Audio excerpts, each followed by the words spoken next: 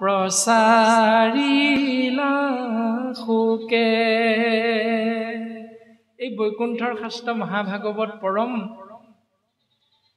কৃপালু শোকগুৰুৱে পৰীক্ষিত ৰাজাক কৈ সংসাৰী জীৱৰ কৃপাৰ অৰ্থে মত্তত প্ৰচাৰ কৰিছে, প্ৰকাশ কৰিছে। এতিয়া আমিও সংসাৰী জীৱ, গৃহস্থী ধৰ্ম পালন কৰিছোঁ। এতিয়া গৃহস্থী ধৰ্ম পালনৰ ক্ষেত্ৰত যদি ভাগৱতকে আশ্ৰয় নকৰোঁ, তেতিয়াহ'লে আমি কেনেকৈ তৰি যাব পাৰিম? ভাগৱতে সেইখিনি কথাহে প্ৰকাশ কৰিছে যে কৰ্দম ঋষিৰ সেই বিবাহৰ কথা প্ৰকাশ কৰিছে।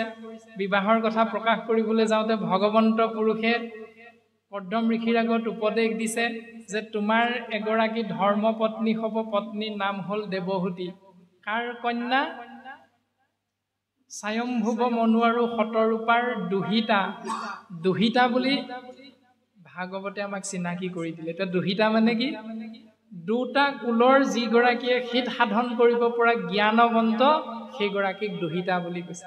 আমি যিগৰাকী কন্যাক জন্ম দিছোঁ, সেই কন্যাগৰাকীক দুটা কুল হিত সাধন কেনেকৈ হয়, এইখিনি আমি শিকাইছোঁ জানো? যদি নাই শিকোৱা, তেতিয়াহ'লে আমাৰ কন্যা কেতিয়াও দুহিতা হ'ব নোৱাৰে। দ্বিতীয়তে সিদ্ধান্ত দিছে তেওঁৱে তোমাৰ উপযুক্ত ভাৰ্যা হ'ব।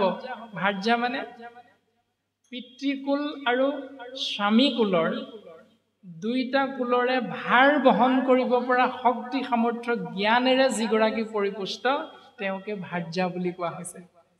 তাৰ পাছতে পত্নী হ'ব বুলি কৈছে।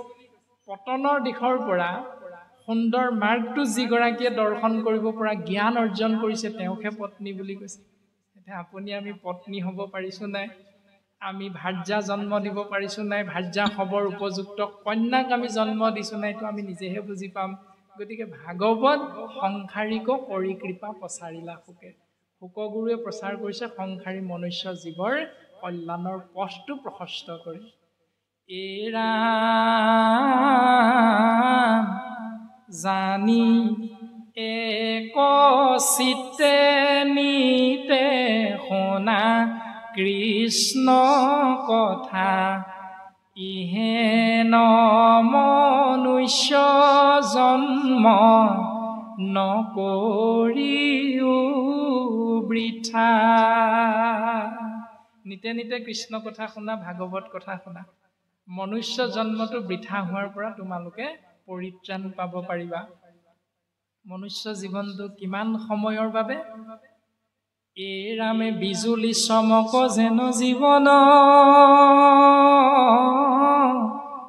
অথিৰ, কৈতকে তীক্ষ্ণে পৰে ইহেন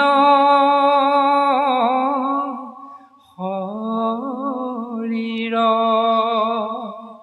প্ৰাণবন্ধু কৃষ্ণৰ চৰণে দিয়া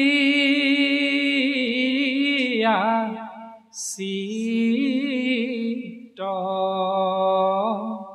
কৃষ্ণ গুণ নাম ইহে পৰলো